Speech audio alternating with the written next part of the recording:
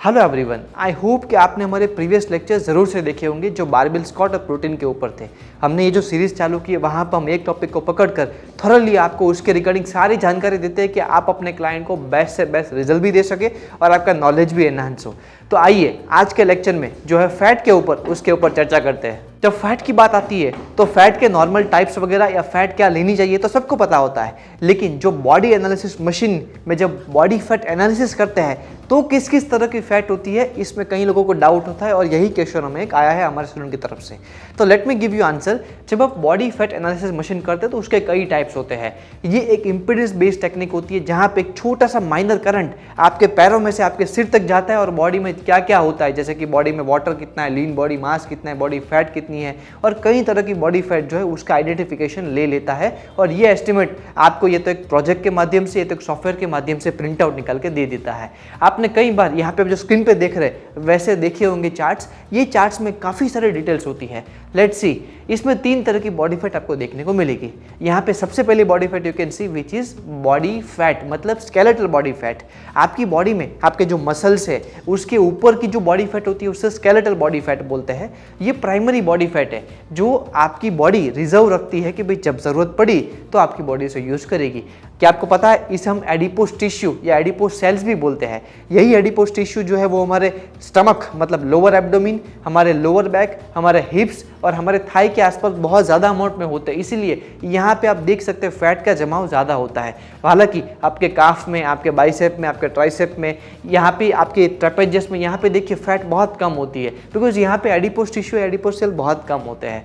तो ये होती है बॉडी फैट जो हमारी स्केलेटल बॉडी फैट या एडिपोस टिश्यू में स्टोर होती है। इसे आप आइडेंटिफाई करके किसी को भी समझा सकते हैं। इसका जो रेंज है वो जनरली 20% से कम होना ज़रूरी है। अगर मेल है तो 15 से कम हो तो भी बेटर है, लेकिन अगर एक फ्लैट किसी को स्टमक चाहिए, किसी को एक बॉडी फैट कम चाहिए तो 20% इसका आइडियल रेशियो है। विसरल फैट जनरली 6 to 8% के बीच में होनी चाहिए। ये विसरल फैट जितनी ज़्यादा होती है उतनी ज़्यादा आपको हेल्थ का खतरा बहुत होता है। तो विसरल फैट ज़्यादा है तो आपको आगे चल के कोलेस्ट्रॉल, बीपी, हाइपरटेंशन या तो डायबिटीज़ होने के चांसेस होते हैं। और यही जो विसरल फैट है ये नॉनवेज खाने वाले लोग जो होते हैं, जो ज़्यादा नॉनवेज या मीट ईटर्स होते हैं, उनकी बहुत ज़्यादा देखी है हमने देखा कि ये 25, 29 to 30% तक जाती है।